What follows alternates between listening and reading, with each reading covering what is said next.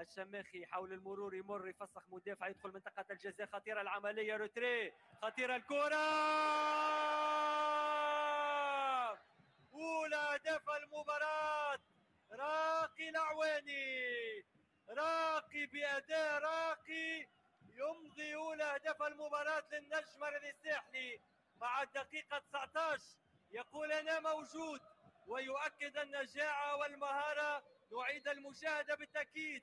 كرة بدات من ياسين الشماخي يمر في منطقة الجزاء، كرة روتري. راقي العواني لا يرفض الهدية ويمضي. نفذ الكرة، تنفذ رأسية أولى، رأسية أولى ثم ثانية نويل وهدف التعادل.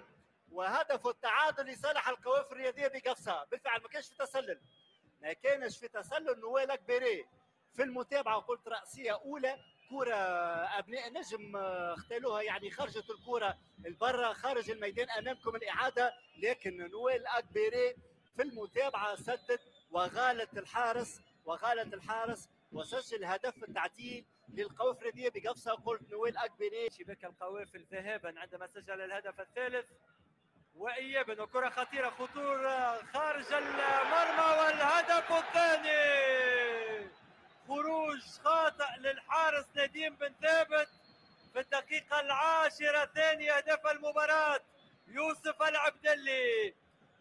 العبدلي يفك طبعا عقدة التهديف بالنسبة لي شخصيا. خروج خاطئ من نديم بن ثابت والكرة في المرمى. ثاني أهداف المباراة. شوف نديم بن ثابت روض بالصدر، لكن يوسف العبدلي في الالتقاط امام مرمى شاغر يمضي ثاني هدف المباراة. تتغير النتيجة وتتغير المعطيات مع الدقيقة